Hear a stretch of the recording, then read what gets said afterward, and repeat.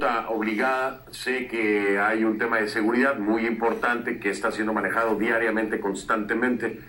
¿Por qué crees que hasta ahora no te han echado guante? ¿Por qué crees que hasta ahora no te han detenido, como lo vimos con Leopoldo López, como lo hemos visto con muchos otros casos, ¿no? ¿Por qué crees que no te han tocado, Juan? Bueno, esto es una decisión política en Venezuela, que evidentemente no es una decisión jurídica, no es una decisión en el marco del Estado de Derecho, que está desmontado en Venezuela no solamente por la creación de la constituyente falsa, sino también por la violación de derechos humanos, la corrupción, entre otras cosas. Yo creo que en este momento, hace 2 semanas me secuestraron, como tú lo sabes, Fernando, y como parte de lo que nos escuchan, si no, me secuestraron durante unas horas. Ahí se especula que una orden, una contraorden, o que simplemente los funcionarios decidieron a motu propio liberarme. En definitiva, ya lo intentaron, creo que fue para ellos muy costoso políticamente hablando, y hay 3 factores adicionales que me acompañan, o que nos acompañan en este proceso. Uno, la gran movilización del pueblo de Venezuela que se mantiene, que va el miércoles de nuevo a las calles, y también el sábado.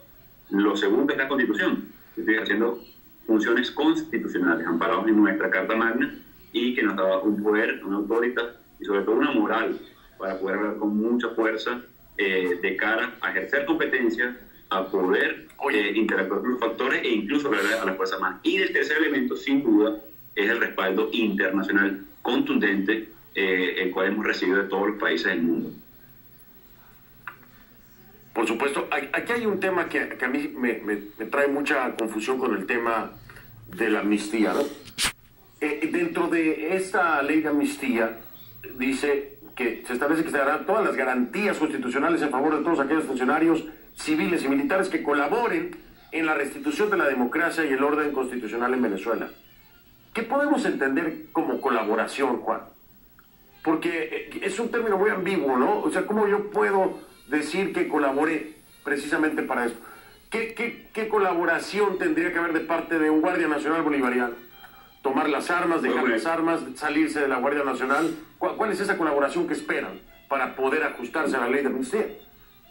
Es una muy buena pregunta y te la agradezco, pero son varios elementos concretos. Voy a poner un ejemplo que ayer le hablamos, por ejemplo, a las Fuerzas Armadas y damos una orden muy clara: no disparar a manifestaciones pacíficas. Por ejemplo, hoy el FAES, que es un organismo, un componente de las Fuerzas Armadas, el que se ha encargado de hacer una especie de racia en los sectores populares. 40 asesinados en menos de una semana, simplemente jóvenes que están manifestando para tratar de infundir miedo, cosas que no han logrado. 700 detenidos con orden, como están mal acostumbrados en Venezuela, o estamos. Es decir, una orden de arriba, una orden de privación de libertad con jueces que se comunican con nosotros y le dan miedo a ejercer las funciones. ¿Qué significa colaborar o cooperar con la restitución de la Constitución? Permitir que entre la ayuda humanitaria, por ejemplo. ¿Qué significa no cumplir órdenes de detener a funcionarios que no tienen ni orden de captura ni tienen ningún tipo de juicio a llevarse a cabo? ¿Qué significa ponerse del lado de la Constitución? Por ejemplo, el agregado militar en Washington, que se quedó haciendo funciones en el consulado venezolano, la funcionaria del consulado de Miami, que se quedó haciendo sus funciones también para atender a sus conciudadanos, a sus connacionales que están necesitando y requiriendo, por ejemplo, documentos, algún otro elemento de atención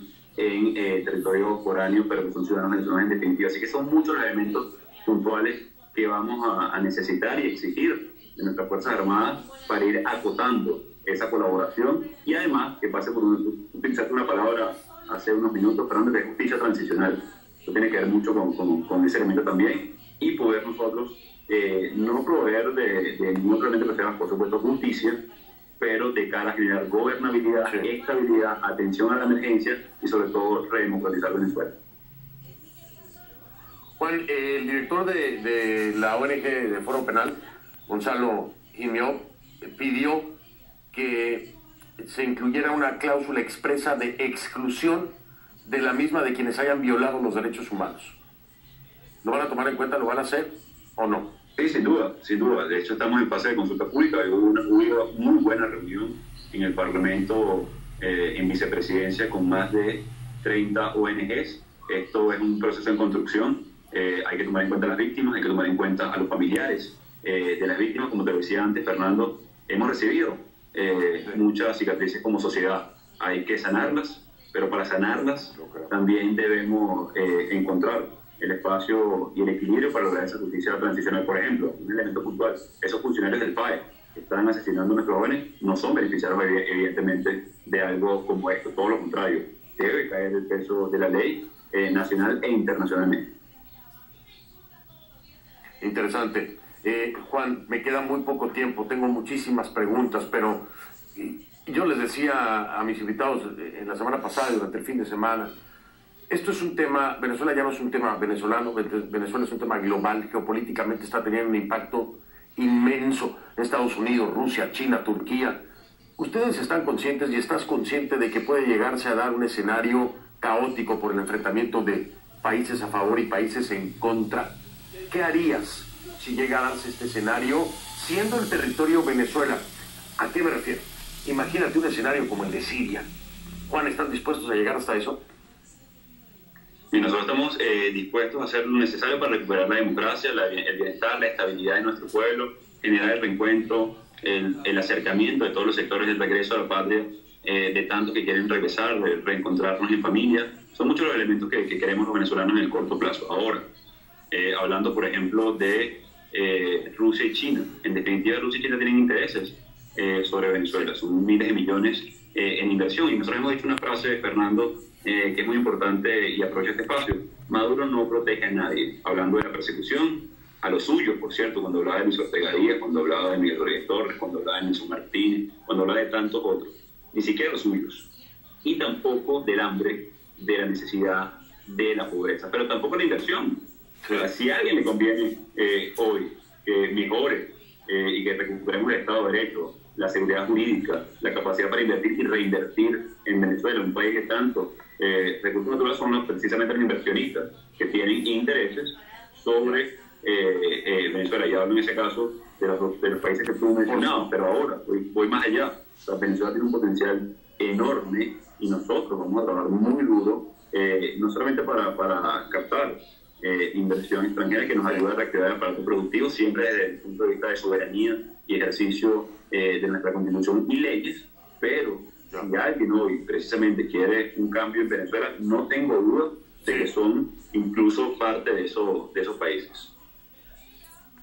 Juan, hay una fotografía que está circulando en los medios estadounidenses de una libreta que lleva John Bolton, el asesor de seguridad nacional de la Casa Blanca, y dice 5,000 militares a Colombia. Esto después de la conferencia que se dio el día de hoy. ¿Sabes algo de esto? ¿Te parece coincidencia? ¿Por qué? ¿Es un mensaje? ¿Cómo lo interpretas? Tengo un minuto. Bueno, mira, no tengo información, Fernando, me entero por ti, pero claramente estamos en una situación bien compleja hoy en Venezuela y nosotros queremos, los venezolanos, es salir rápidamente con nuestras herramientas desde Venezuela. Hemos hecho grandes esfuerzos votando, protestando, manifestando, construyendo mayoría, ejerciendo nuestro derecho a la protesta, a pesar de las amenazas, a pesar de haber sido perseguidos, torturados, en unos casos incluso hemos visto el asesinato político. Así que lo importante de todo esto es el gran esfuerzo y el reconocimiento que hay de todos los países del mundo a ese sacrificio del venezolano, a esas ganas de salir adelante y en definitiva al rescate de nuestra democracia por esfuerzo de tantos. Sí. Muchísimas gracias, Juan Guaidó, por esa entrevista, quien juró asumir las funciones del Poder Ejecutivo el 23 de enero. Esto fue en un cabildo abierto, es reconocido por una veintena de países como el presidente encargado de Venezuela, Juan Guaidó. Juan, gracias, buenas noches, muy amable. A ti, Fernando, saludos. Saludos. Hago una última pausa y ya regresamos.